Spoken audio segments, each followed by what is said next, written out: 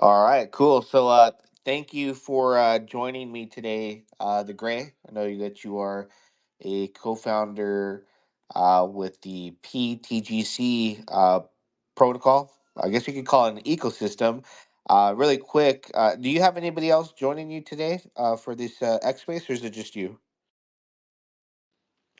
It's for sure just me, but I do see some community members in this chat that possibly would want to come up as we're talking and possibly share information as well. So, I guess if you feel comfortable with it, we could just leave the door open to anyone that does want to come up and chat to come up and chat, unless you wanted it to just be us.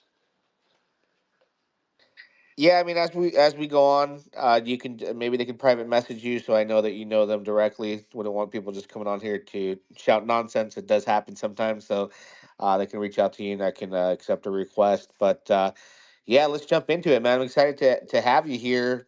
Big fan of not only Pulse Chain, but I'm a huge fan of pTGC. I've been in it probably since the very beginning. I think you guys launched in October. If you kind of want to just touch grounds and give some background on when you guys launched and what's your position, and kind of just start from there. Yeah. So October is correct. It's nice to meet someone that's been in since that amount of time. There's only a certain few since this was really brought from the ground floor up. When I first released this, no one really knew about me. No one really knew what I was working on. So we really just started from ground level. And the goal of it was to build an end all be all token. I was working on it for probably, I would say, in total around 2 years, even before the launch. And even when I was coming to the last few days or last month or so of launching it, I was finding a lot of really interesting stuff on Pulsechain that made this protocol very unique and gave it a lot of tools that, in my opinion, makes it a scenario that can be an end all be all token. And I'm very thankful to be here on Pulsechain and being able to build on Pulsechain as well. And like I mentioned, I'd been in there, probably since day one, and I mean, the things that you guys do, it's needed in DeFi, especially when it comes to being fully automated and immutable code.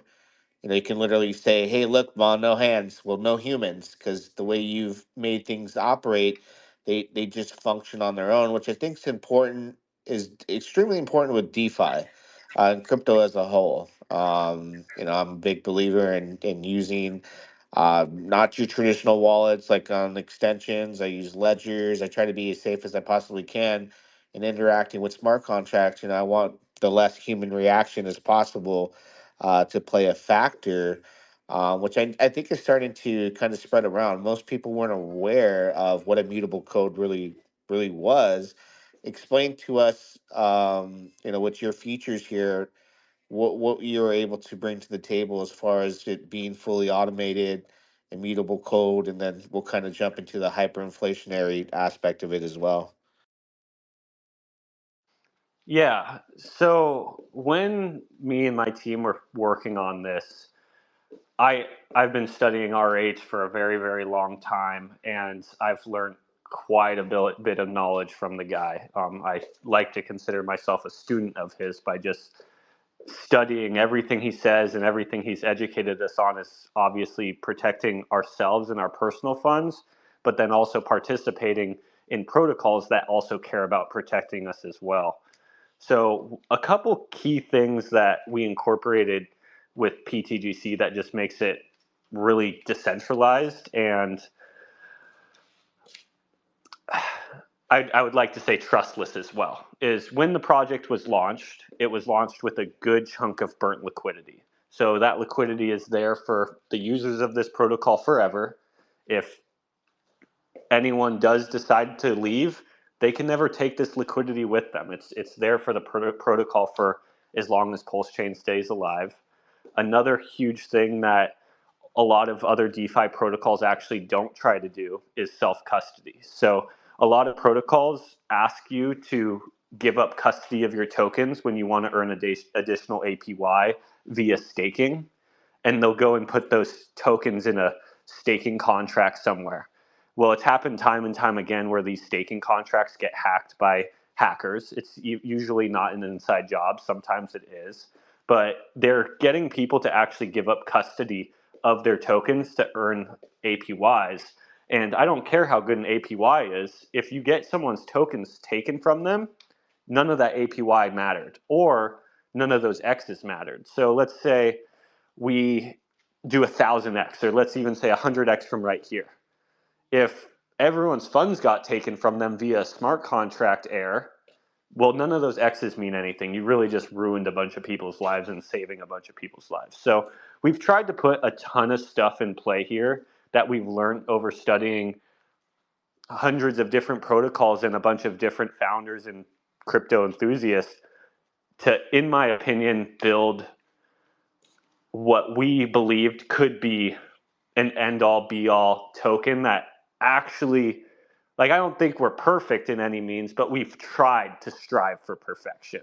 We've tried to look at every aspect of what is needed and what's not needed, what is important and what's not important, to create a safe place for people to actually park their funds and know that there's measures in play that protect their funds value and help price keep going up. Security is important, audits are important. Our DAO is completely automated and decentralized, so there's no centralized figure that has to pay out the funds or anything like that. It all gets done via the code. And all this is only possible with a lot of hard work, because even to get pTGC to function, it's 3 smart contracts. It's not just one smart contract. So I'd say those are a lot of the things that people don't know what's happening on the background, but there's a lot of things that have been put in place to create really a decentralized finance instrument. Yeah, I'd like to hit on when you talk about, and I didn't even realize at the time when I first purchased Hex and did my first stake in December of 2019. I bought some, and then in January of 2020, really before Hex changed my life, I was staking and didn't realize that I was utilizing the trustless yield that you speak of. I was in pretty good hands, and now you talk about all the years later, I'm starting to learn more and more of something that I was participating in and learning it through your ecosystem. Now I'm earning, what you would call trustless yield, but with Hex, you're minting your own rewards. There's no middlemen. There's nothing like that. Just like with your ecosystem. However, I'm not minting rewards that are inflation. You guys are actually hyperinflationary token, so you're not actually creating inflation with these rewards. Kind of talk about how that's happening, and I guess that's going to bring up the reflections and that as well. Yeah. So, in my opinion, there's tons of different ways to do quite amazing things. RH obviously had his way of doing it, and I strongly believe he did it in a completely amazing way, and I respect everything he's done. I also had some personal opinions on it, and my team had personal opinions on it, that the inflation over time was hurting it, especially when buy pressure stops. And that's ultimately what's Hex is going through right now. Is buy pressure has slowed down, but inflation hasn't. So the inflation is coming out, and the people who actually burnt their tokens a long time ago to then get future tokens with APY, those are coming out, and they're selling them onto the market, which is hurting the price. So I took what I learned from him, and I studied hundreds of other protocols, and I did what I believed was a system that had tons of longevity. And this system obviously was, instead of paying out APY based on inflation, was paying out APY based on a fee structure. And that fee structure is obviously just paid by everyone in and out as they participate in the protocol. They add to the buy and burn, the LP, and then the APY of the system. And what this does is this creates a reason for people to hold the protocol long term because they're getting paid APY. But then in the future, there's never inflation hurting the project. So you're eliminating that problem. And inflation isn't really always a bad thing. So if you're trying to build a token that's a good transactional currency, inflation is actually good, because you want, as more users come in, you want to also inflate the amount of tokens to kind of equal out new people coming in so the price doesn't run up too rapidly. But that's not necessarily what we're trying to build here. This was never meant to be a transactional currency.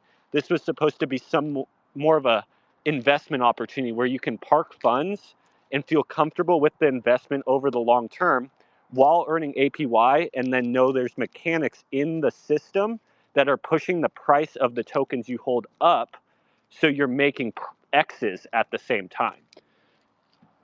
And that's one reason why we went about doing our token in deflation, because we were never aiming to solve the problem as a transactional currency. We were trying to solve a problem that I think is also very important, but just not the same problem. Is we want a place for people to park funds and make a ton of X's, and then once they make their X's, they will be able to earn APY on all those tokens. And now they actually never need to cash out all those X's that they made, because they have all these funds now. Let's say, for an example, if you put $10,000 in today and this project runs up 100X, well, now you have $1 million working for you.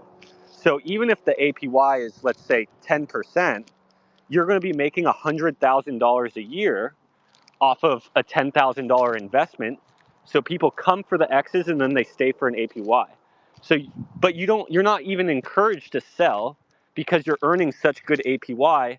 And then you're also not worried about inflation coming out and hurting the price in the future. You can actually sit comfortably knowing that the price is going to continue to be pushed up even after that 100X due to the deflationary measures. So you can actually sit comfortably in your investment and live off of the APY at the same time is the goal here.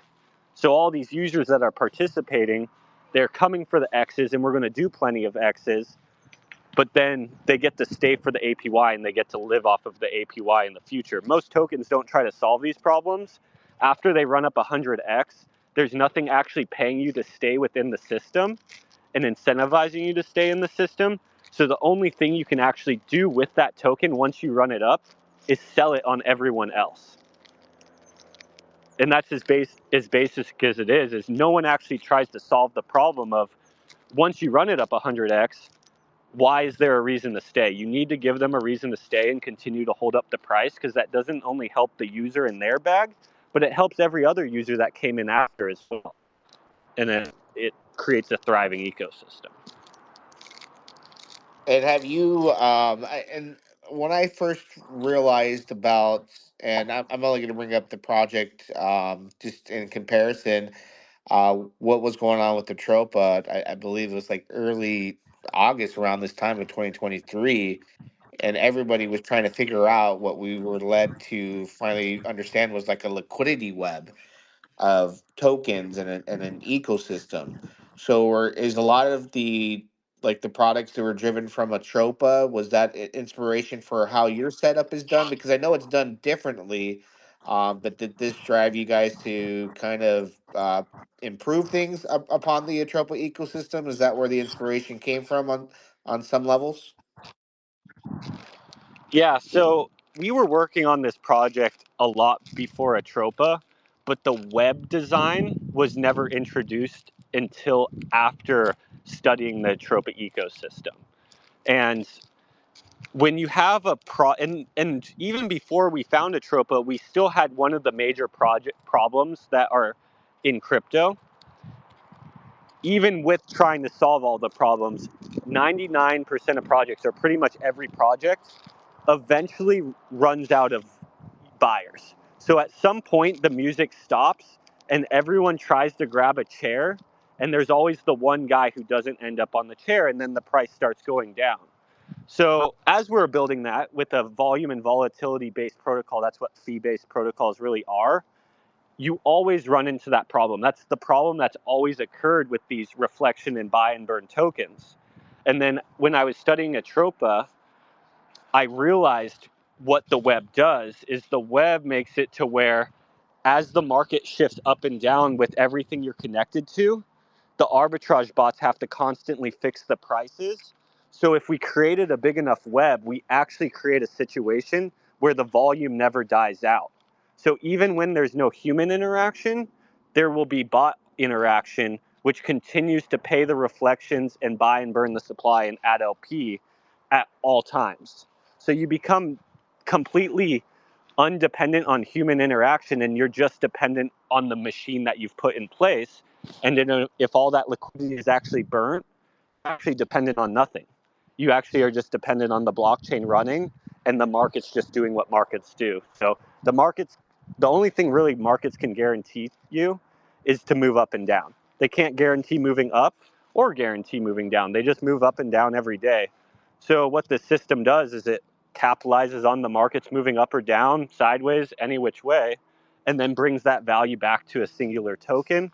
And as long as you create tokenomics that continue to push that token up in price, then your project goes up in price. And so we still had the big hurdles with pTGC, but then once I studied Atropa and I learned and figured out how to do this, because Atropa didn't use their web for this specific use. They had a completely different use case for their web. But when I studied their web and I figured out how I could use the web design to benefit our ecosystem, it was like a checkmate situation for me. I said, this was the last piece of the puzzle. I think I've solved the problem of all tokens. And, this is still a theory that I've been putting out there, that I believe I've solved this problem. And right now it's playing out exactly how I thought it would. So we're 10 months in and the chart's doing its thing. And I couldn't be, happier, really. I could be happier if it was doing even better, but I'm happy with how the machine is running currently. Yeah, and I'll just tell you from a user experience, and I have no developer experience, anything like that. I do blockchain analysis on my own as far as, I think Atropa was the most interesting thing to take a look at and experience early on. And then when I got into, your platform here, as a holder, and I guess you'll just be able to break this down once I, finish up here. Is my experience was, the 5% tax, and you're getting the reflections and all that. When you got in and it kicked off, it was real nice. And then in February of this year, when we got the Richard Hart injection, January and February, you're seeing like the taxes go through the entire ecosystem and really work wonders. You're getting paid in Pulse, and you're seeing your staking rewards, and then things died off as the entire Pulse chain market went down. Now what I'm experiencing and seeing is not all that volume that was human volume creating passive income, but now it's like there's little to no human reaction, but you're creating that volume without the human reaction based off like, I guess, bots and all that. So it's interesting to see that it's still working its way up. And then the cycle I feel like I'm in now is we will have that glory days again, where all the volume is going to kick up once Pulse Chain obviously uh, flips and starts going in a bullish cycle, which obviously I believe is when Ethereum does good. Everyone has their own theory on what's going to happen. I think that the Richard Hart purchase of Ethereum is going to be brought over and injected once that purchase, 2 or 3 X's. But if that happens, there's going to be a lot of happy people like myself that are holding this token. They're going to see the glory days again, but like 5, 10x that magnitude. But could you run through, because I know a lot of your audience is here, but for people that are new, break down the 5% tax that gets all the way down to the wire as far as the buy and burn, staking, penalties, the DAO. There's a lot of mechanics here that if you can kind of go in chronological order on how you would print it out for somebody, I guess. Yeah, yeah. If you don't mind, could I touch base real quick on one thing you brought up Oh, right there? absolutely, man. Yeah, whatever you want to say, just shout it out, man. Yeah. So you were bringing up when, let's say it was around January, Pulse Chain started going up in price, and there was a lot of natural volume throwing or getting moved around through the Pulsechain ecosystem. So how I look at that is that was like a little flash forward to how this machine actually reacts in a thriving blockchain.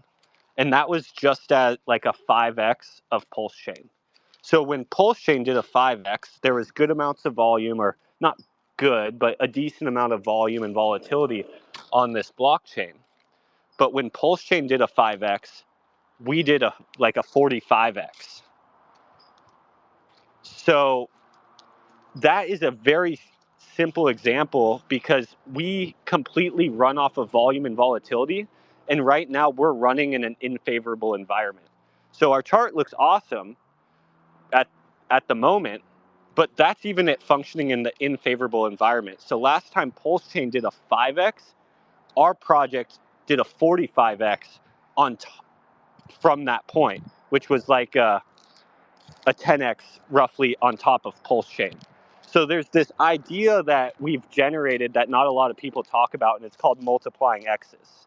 And we get any x, we get pretty much any x's that the blockchain does because we have product market fit and longevity to our protocol. So if Pulsechain goes up 10x, we automatically go up 10x because of our product market fit and longevity. But on top of that, we can do plenty of more x's. So in this example before, when Pulsechain went up 4x, we went up, or 4 or 5x, we went up like 10x on top of that. So you do 4 times 10 equals 40. So that's why we went up 40x. So the next time Pulsechain, because we're roughly at these low levels again, Pulsechain's kind of grabbing its floor, it's consolidating, and naturally it should push up again, especially where we're going in the bull market moving forward. And like you said, what we believe RH is going to do. But let's say on this next movement up, Pulsechain does a 10x or a 20x. If we just do minimally what we did last time, and that was only like 3 months of our project being out, we're a lot stronger now. We have more users, we have more bought and burnt supply, we have more NLP, we have a lot more things in our favor. If we only do a 10x against Pulsechain, just like we did the last time, and Pulsechain does a 10x as well, pTGC holders do a 100x. If Pulsechain does a 20x and we only do a 10x, pTGC holders do a 200x. So actually doing another 100x, 200x, 500x is not far from reach. So people are always looking for that next 100x, but we're mathematically breaking it down and showing how possible it is with this ecosystem. And we've already proven ourselves in the last run up of Pulsechain. So we're kind of just stacking up and getting ready for that next push. And the more X's we can do on top of Pulsechain in the meantime, just means the pTGC holders are going to win that much more. And then another interesting kind of topic that you're bringing up is a lot of people are waiting for ETH to run because they're banking on RH bringing these funds in and pumping their prices. The cool thing about the pTGC and UFO ecosystem, we're not waiting on anyone. We're focusing on doing plenty of X's just on our own without RH. We're running up X's right now. Our ecosystem's going to thrive with or without him. Now, if he does come in and do that, he sends our stuff parabolic. So we do want him to participate. We do want him to bring these value in, but we're not dependent on it, which is nice because when you have your finances and your family's money and your friends' money in protocols, you don't want to be dependent on one single person pumping your bags. You want to be dependent on your community and the math and the mathematics behind the protocol to get there, to get your family in there and you there. You don't want to be dependent on this guy.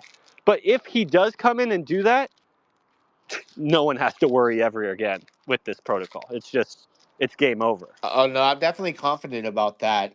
You can even the proof's all in the chart too. If you go from the time that the token launched, and you go and you take a look to January 1st, 2024, right when the new year kicked, you haven't seen those prices. There has not been a re-entry of anywhere between the time of launch to the first. It took off and it never came back. Now you guys have corrected, quite a bit, just like any other cryptocurrency in the Richard Hart ecosystem or on Pulse Chain as a whole.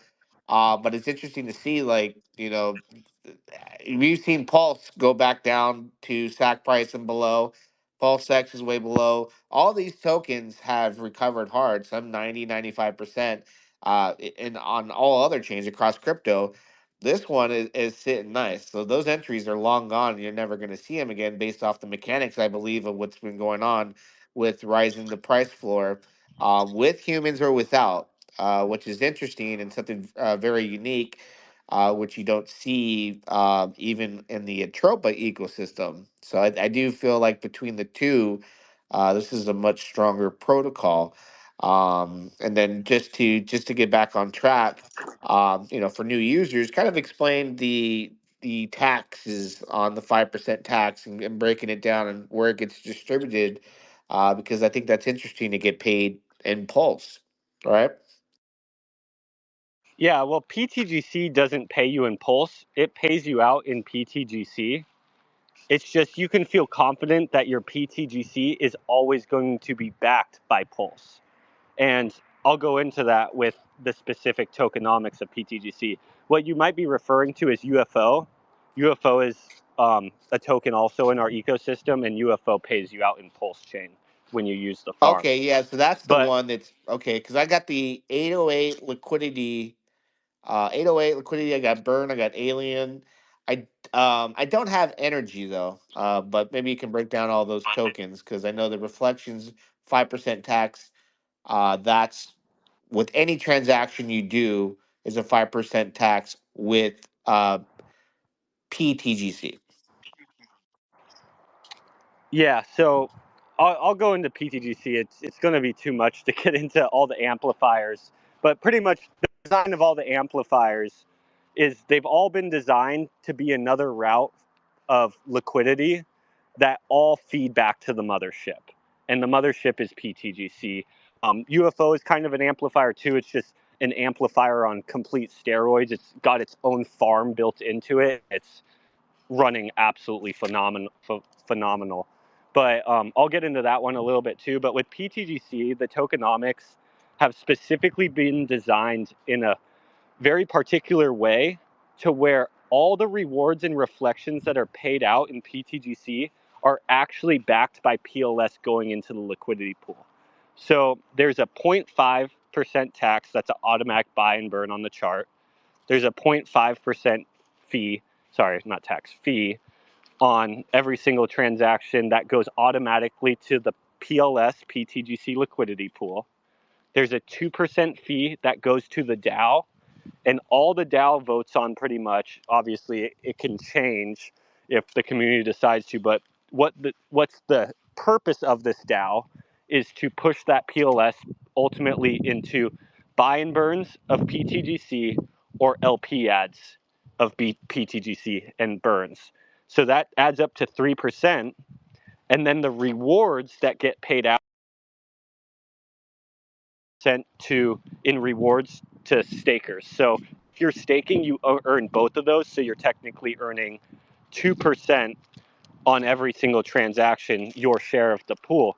But what's interesting about this design is with every single transaction, 2% is paying out PTGC and 3% is backing the PTGC price via buy and burns or LP ads. So even if every single person sold every single PTGC reward and reflections they ever received, there is still more PLS backing the rewards that are being paid out. So with every single transaction, 3% of that transaction is going into supporting the price via buy and burns, which is just PLS going into the liquidity pool, tokens getting taken out and getting sent to the debt address, or just LP ads, which is PLS and PTGC just getting put into the liquidity pool. And what this does is this creates a system where every reward and reflection that's paid out is always backed by more underlining value. And that's another thing that, in my opinion, no one's even ever tried to solve in crypto. I'll even give Hex as an example. Every single reward that's paid out in Hex actually doesn't have any more liquidity going in to back those rewards getting paid out if they're sold onto the market. So the only thing that can happen then is the chart goes down. That's the only way to absorb that sell-off. So I'm not saying that we can't have like a big retracement or a big sell-off, but we do have mechanics put in place that we've actually thought through to help hold the price off even when people take profits via rewards or reflections, because like that's the goal here. We don't want people to not take profits. We want to change people's lives. We want to change thousands of people's lives. I want people to stake their protocols and be able to pay their rent or buy food or go on a family vacation with this. But I also want to make sure mathematically we can support that as well. And that's like the stuff no one even ever thinks about, like supporting the reflections, supporting the rewards that are being paid out by more PLS going into these liquidity pools, so it doesn't create down pressure on the chart and the longevity of the project. Okay, perfect. And then I think the best thing, I mean, if you want to be a long term holder, staking is your best option. It looks like any of the other tokens that I have purchased that are, or any other tokens I have in the ecosystem, I just have them liquid. I don't even know if there's any way for them to work for me at this point, but I know with the pTGC token, it's staking. So with staking, 1% fee to Hey, I'm withdraw. sorry. I think I lost you. Can you hear me all right? Yeah, I can hear you. Can you hear me? Are you still there?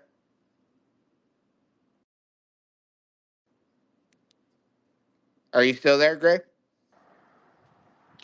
I could hear you, but I don't know if you Hey, can I'm hear not me. hearing you at all. Could you please repeat that? Yeah, I'm still here. I don't know if anyone else can hear me, if they can raise their hand. I'm still here, though. I'm going to drop down and come right back because it's completely silent for me. Yeah, Give me 1 second. I hope it's on your end. I'll give you the second. If anybody could raise their hand and tell me they can hear me, that'd be great. I don't know if it's on his end or mine.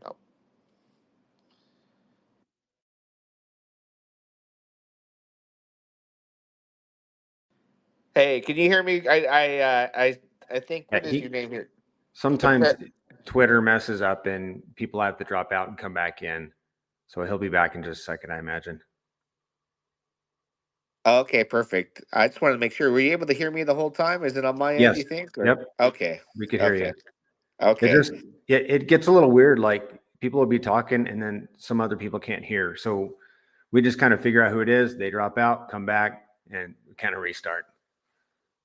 Cool, man. Thank you for coming on and verifying. Just want to make sure Mike's working and everything. Gray, are you back? Are you able to hear me now? Yeah, I can hear you now.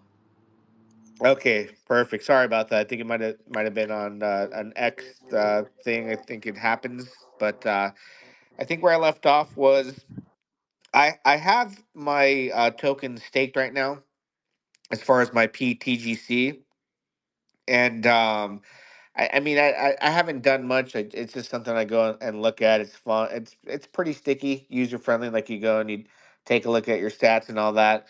But I guess you can explain from the point where somebody stakes, how much are they earning, and it looks like a 1% fee. So anybody who's leaving, it looks like with it's when they leave, it's 1% goes to the staker. So I get some of that. But when somebody ends early on a lock, we're also getting the penalty as well, right? Which I think I've never ended a stake early. Is it, what is it, 30% for a penalty to end a stake? Yeah, so very entry level. It almost makes zero sense to not stake if you plan on staying in the ecosystem more than a few weeks. If you plan on just trying to flip it real quick, obviously it doesn't really make sense to stake because there's that 1% in and out fee of the stake. But if you plan on staying in the ecosystem, there's pretty much no risk to staking. You keep complete custody of your tokens. And on top of that, there's no huge penalty in closing your stake. It's completely liquid at all time. There's no time locks. But some people do like to time lock for multiple reasons. the majority one, the delayed gratification. And that's ultimately why we put that there, is we wanted to give people a tool to delay their gratification either with ladders or with just portions of their portfolio. And we did want to make it a way for them to earn additional APR at the same time. And then that's why we just put the penalty there. So if you do decide the time lock and you don't fulfill your time lock, 30% of your bag does get distributed out to all the other lockers, and some of it gets bought and burnt into the machine as well. But you don't have to do that to stake. The locking is just an optional addition to the ecosystem. Yeah, the way I look at staking is really and with knowing that there's a penalty, is to protect my investment against myself, really. And I would never be in the position I am today as far as what I've made in crypto when it comes to Hex if I had not staked, because I would have sold to jump on another, train, or sold too early. There's so many things that I know human emotions take over, and you just, you can't help it sometimes. Maybe I would have really needed it. Worst case, scenario, you withdraw and take the 30% hit.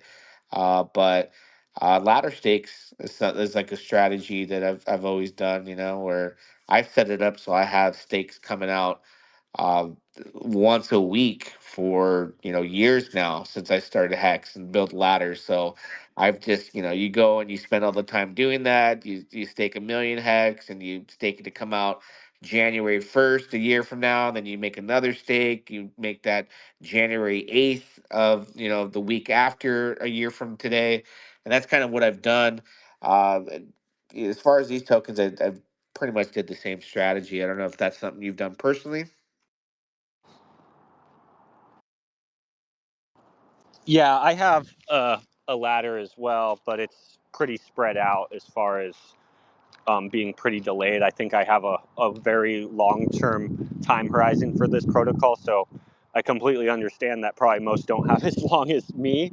But another really, so the lock, like, that was really implemented because the person who got me into DeFi is a day one Hex guy, and he always said that he loved the locking mechanism built into Hex. He did have somewhat of a ladder built, not like as structured as probably most people, where it's 1, 2, 3 years, but he had like one that ended like 2 years in, and then another that was like 5 years in, and then he kept some of his bag liquid. And he always talks about how he was so thankful for that because um, it kept his hands off of his tokens. And he strongly believes if he actually had his hands on all his tokens, he would have sold way too early and not gotten to actually take part in a lot of the gains that he did receive.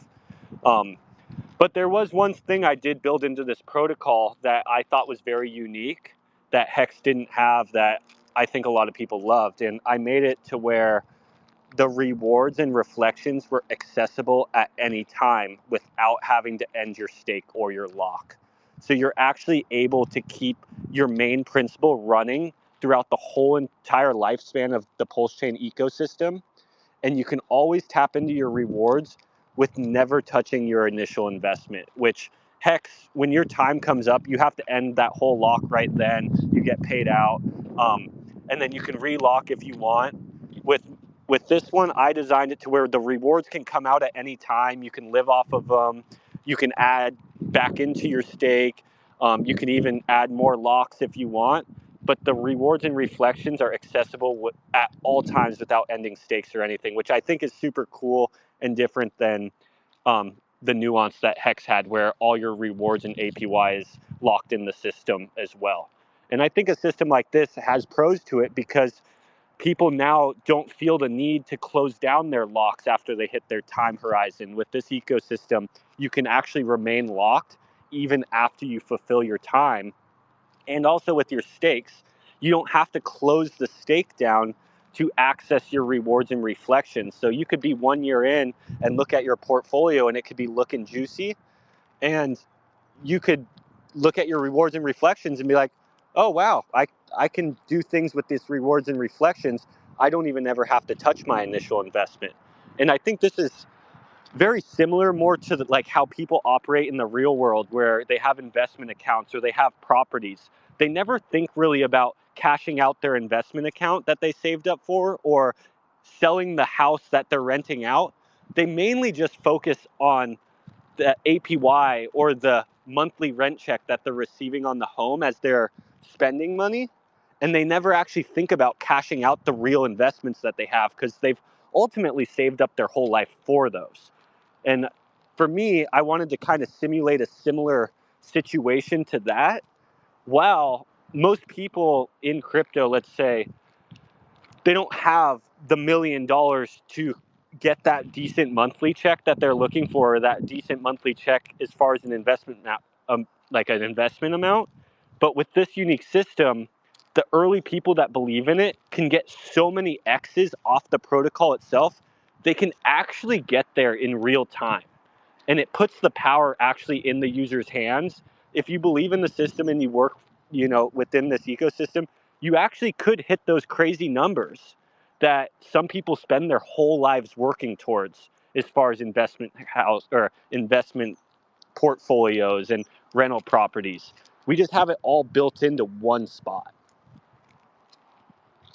I think something also I wanted to bring up, and maybe you can kind of hit on the importance of it and where you see it going, is right now pTGC token is just about reach parity with Pulse.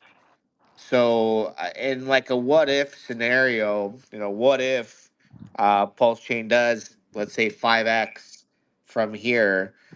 Where do you see parity going from there, and how will that impact investors? So if you look at how our chart reacted previously to Pulsechain going up 5x, we went up 40x. So the price appreciation and the volume appreciation on this blockchain actually forced our project up more X's than the blockchain itself. So how I see it operating is just based um, on its past and how it's operated in the past. Is since it's a leverage play on Pulsechain, everyone that buys Pulsechain is technically actually buying pTGC because the dog wags the tail. So when they increase the price of Pulsechain, everything is ratio based in LP pairs. So if Pulsechain goes up to a penny and we're at parity with Pulsechain, well, now pTGC is worth a penny because one is one. So, but the difference is not all that money ever stays in Pulsechain. Most of that money actually trickles down to the speculative assets and the altcoins. So when someone comes to Pulsechain, and this is any chain, they land on the gas token and they get their gas tokens, but then they say, well, what are the top performing tokens on this blockchain? So then you actually get the double dip on the users. You get them from increasing the price of the blockchain you're built on itself, but then you also get them because then they trickle down into your token, and then they push your token up against the blockchain even more.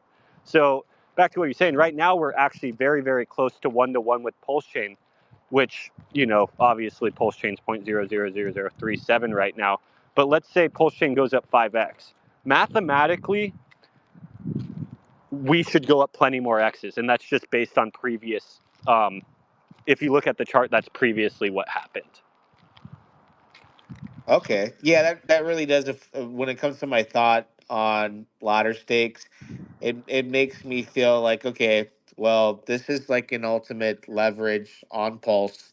So I would want, obviously, to have stakes end during the parabolic time where I could, sell and cash out. But I'd also want to make ladder stakes that run through this bull cycle all the way through the next bear and to the next bull cycle, which could be, 4.5 years from now, and reap the benefit of collecting rewards, as far as reflections during hyper volume. When volume's very, very good, which I imagine when Pulse Chain goes parabolic, the volume and the reflections and the rewards are going to be very generous. I want to be staked during that all the way until like the downfall and the recreation of a hype on the next cycle. And then that's just how my brain works, because it's just I'm thinking about.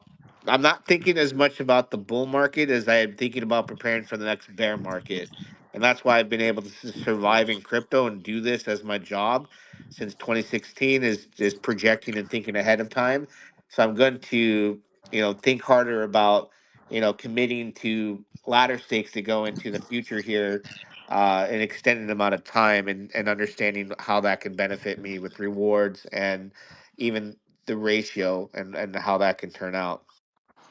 Yeah. Well, even like when the protocol, let's say we're a couple months into pTGC coming out, we were talking about how one of our goals was to become parity with Pulsechain.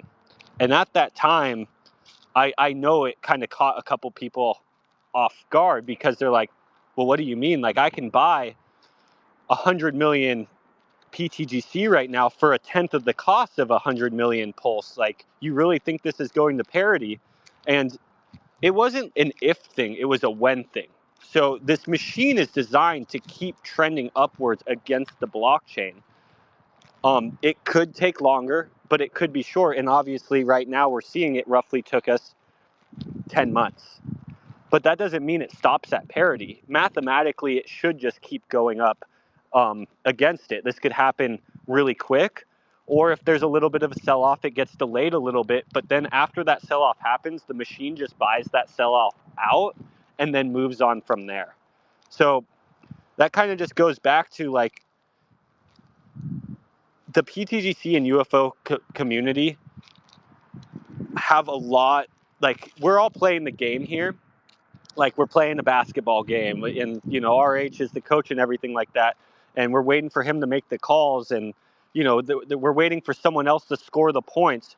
But at some point you have to say, pass me the ball, I'm going to win this game for us. And that's what the pTGC and UFO community is doing, is we're winning our own game. We're going to make sure we get the X's that we deserve and we want this bull run.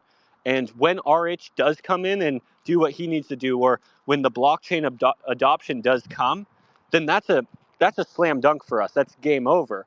But we got plenty of growth we can do right now, and that's the basic example is 10 or 8 months ago, people were looking at it. It's like, oh, there's no way these people are going to parity with Pulse.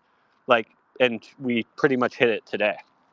And this is just the beginning. Like, this is happening in an unfavorable environment to a volume and volatility based token that has tokenomics that thrive in that ecosystem. So if we're hitting these numbers when the environment isn't even in our favor, just imagine when the environment turns to our favor.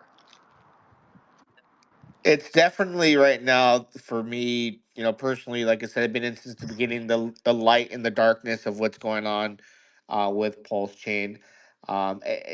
People are new to crypto, and even if they're not new to crypto, they don't realize the cycles that they're in and where we're at. I think it's very important to understand that we're at, if not at the bottom, at the very near the bottom, or we've had the bottom, and it's almost there. I think there's going to be a point where things turn to go up, and it doesn't stop from there until we go into the next bear run. But I want to be prepared. I don't want to bring up all the other tokens, but I know you brought up UFO. My UFO, I just, like I said, I'm staked with pTGC, but UFO, that's just a bag that's sitting there. Do you mind going into how I should utilize it and what it does for the ecosystem? Because personally, I've never understood what to do with it. I just know there's a place on the website to go and it talks about like rewards, but I was just like, let me just hold it liquid. I didn't quite understand it myself. Yeah, well, the cool thing about UFO is just when you hold it liquid, you're earning UFO reflections.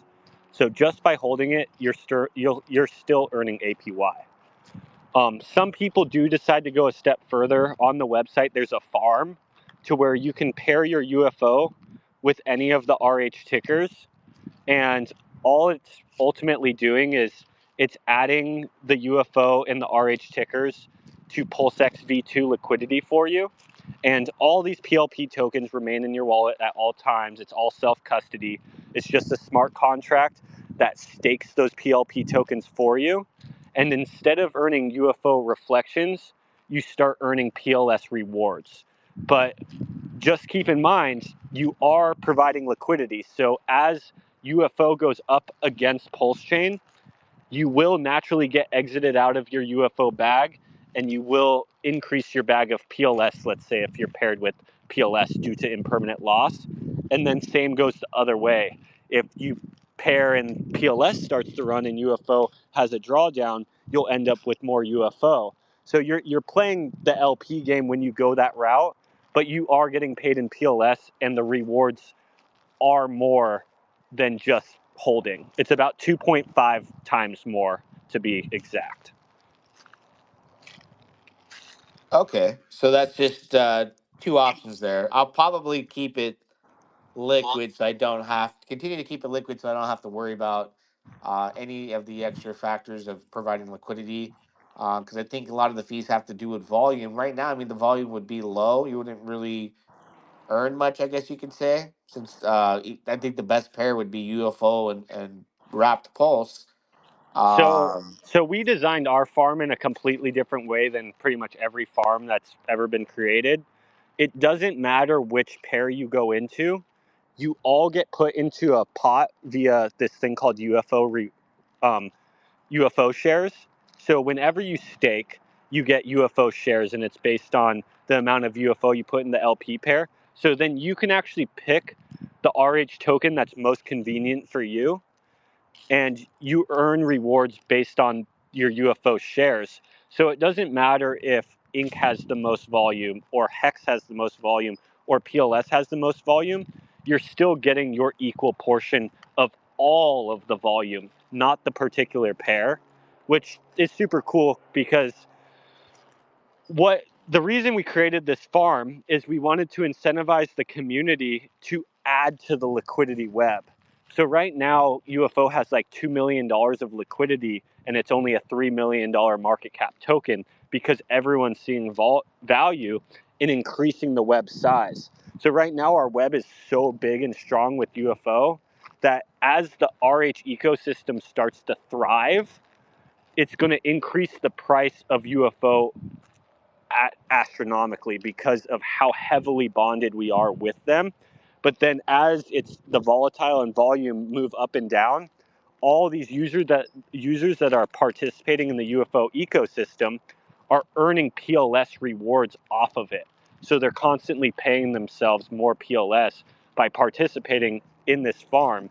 And then when everyone is doing this, there's a fee that goes back to pTGC. So all this volume that's happening over here, which is quite low right now, just due to literally Pulsechain has been in a 5% range for the last 9 days. So there's been no volume and volatility. Literally, volume's been the lowest it's ever been since the blockchains came out for the most part in a week basis. So right now isn't the best example, but what happens is what we've created here is everyone's adding to the web, and this web is generating buy and burns for pTGC as well.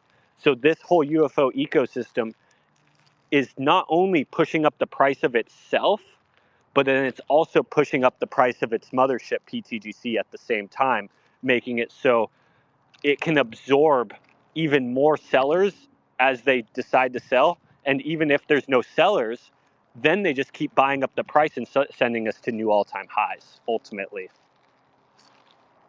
I'm glad I asked about that because I had looked at it and I completely missed it there.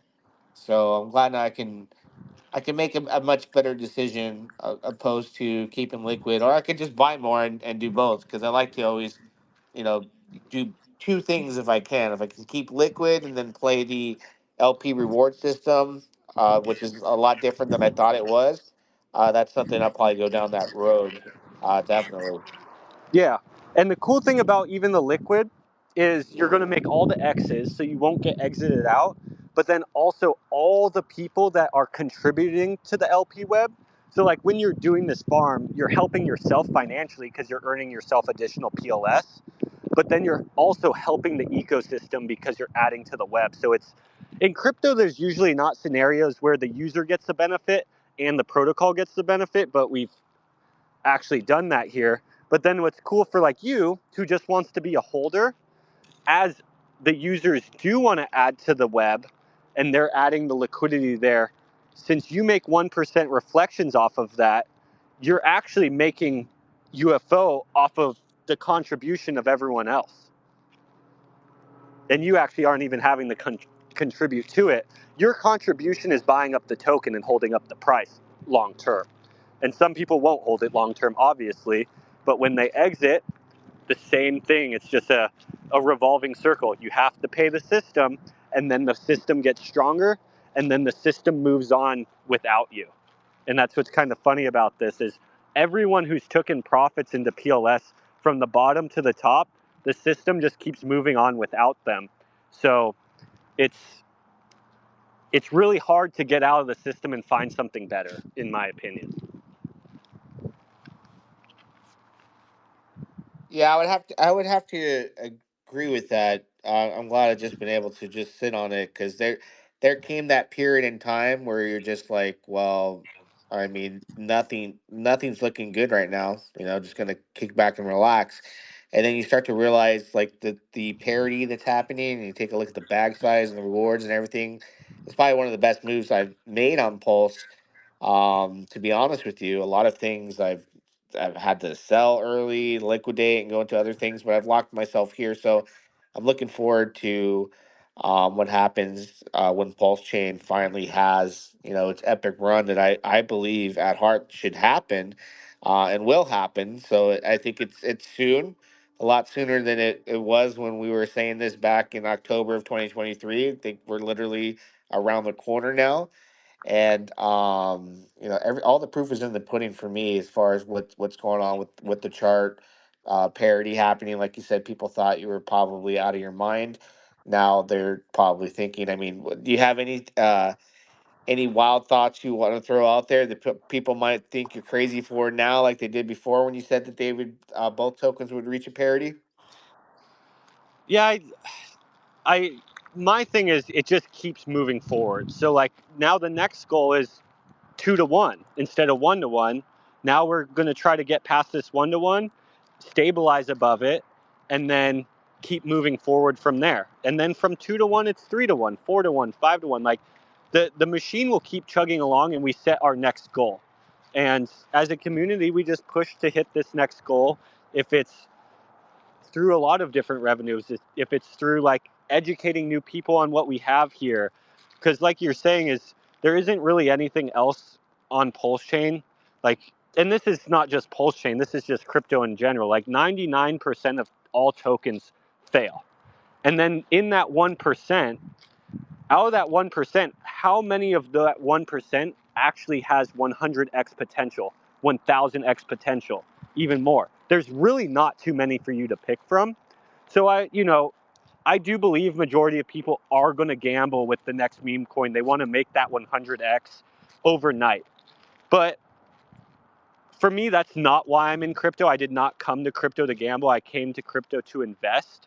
And that's why I spent so much time and I've put so much of my heart into building something that's literally that tool for me. Because how I'm operating this protocol is, and trust me, like when I came out, like I don't expect people to trust what I'm saying. I'm asking people to not trust me, trust the code, trust the lock liquidity, trust the decentralization. Because when you get used to trying to trust people, 99% of that stuff will always fail. So don't be looking at that stuff.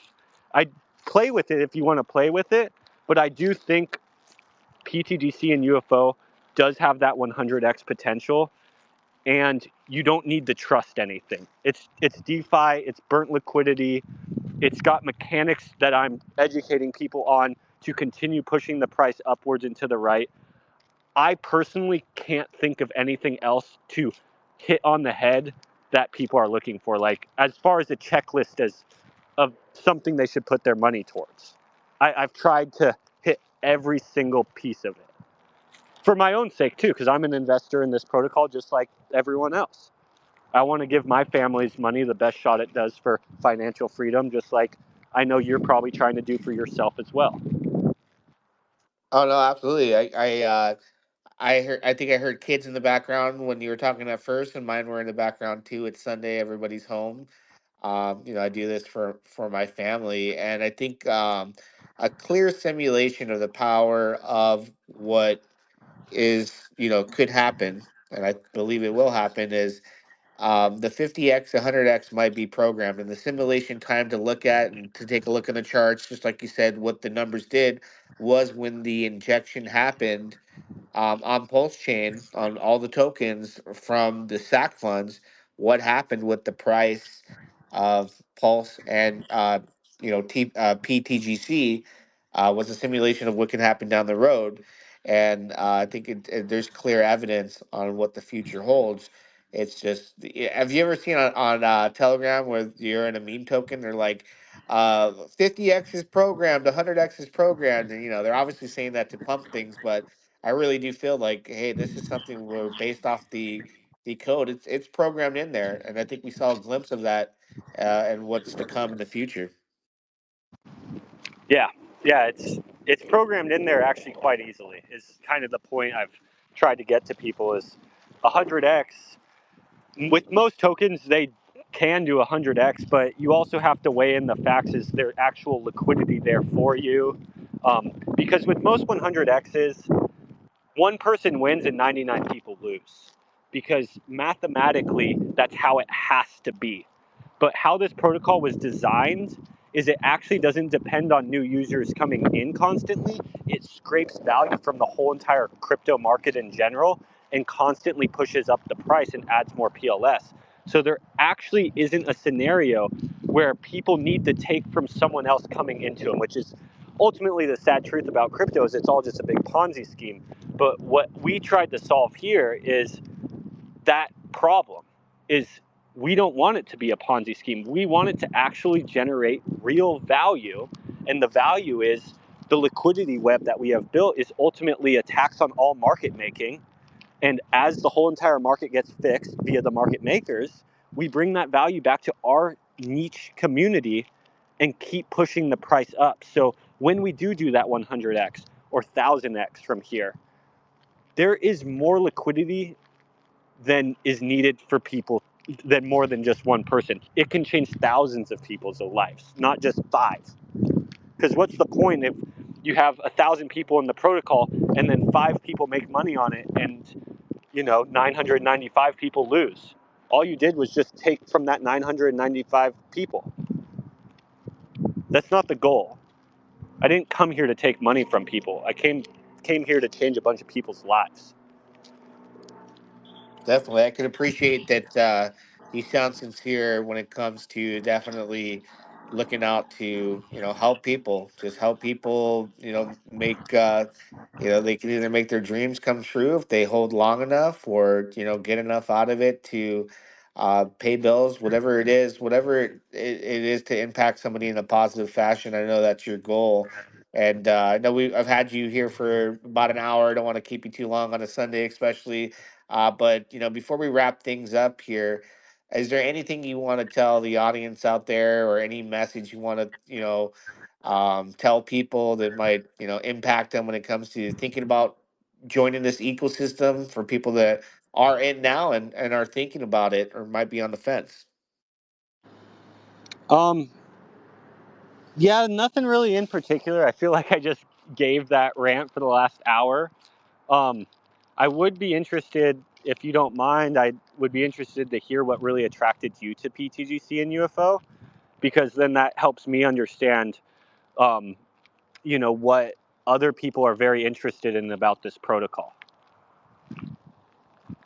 I would say for me personally, and somebody who was just like in the rabbit hole with the entire Tropa ecosystem and the PDI narratives, when I finally saw what you guys were cooking up and things were starting to evolve, I was starting to see that it was like a Tropa on steroids, right?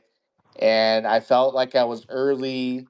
I felt like, hey, I can lock in on this, get a big piece of the pie, and then for later down the road, I was able to commit and do some stakes. I just felt like these mechanics and the liquidity webs in comparison to a Tropa, they all felt just right to me, to be honest with you. And I know it was a high risk, high reward.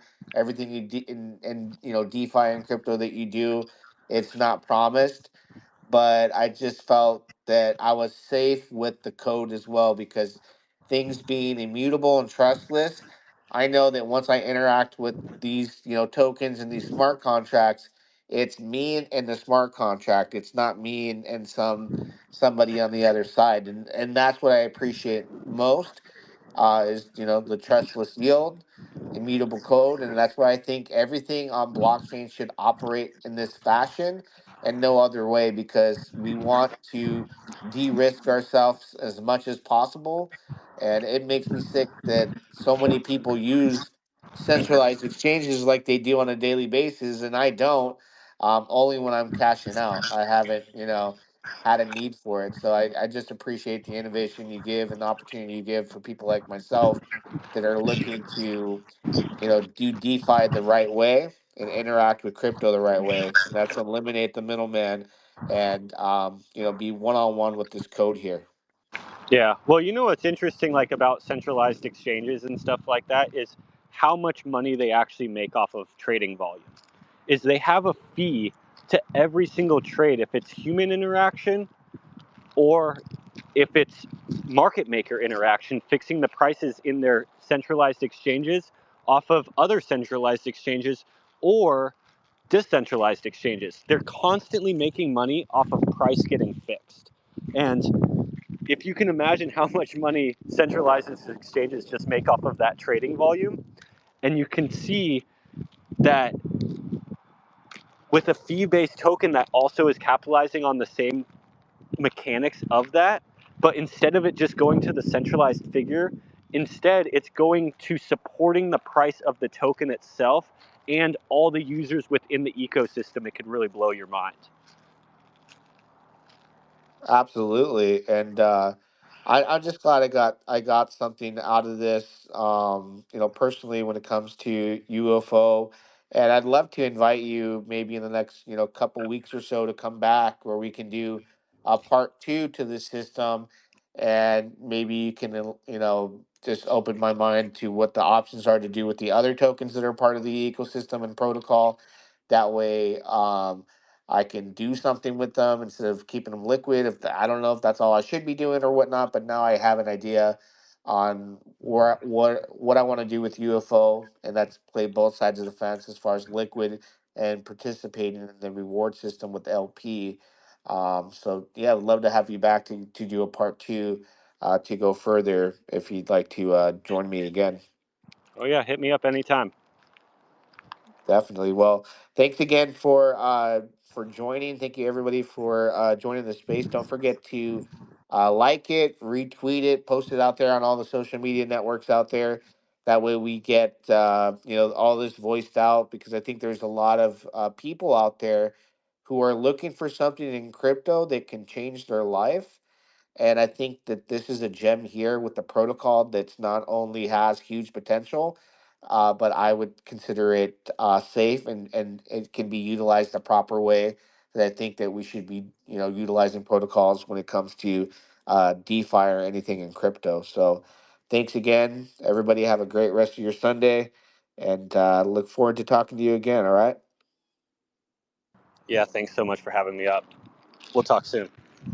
Talk soon, brother. Take good care. Bye.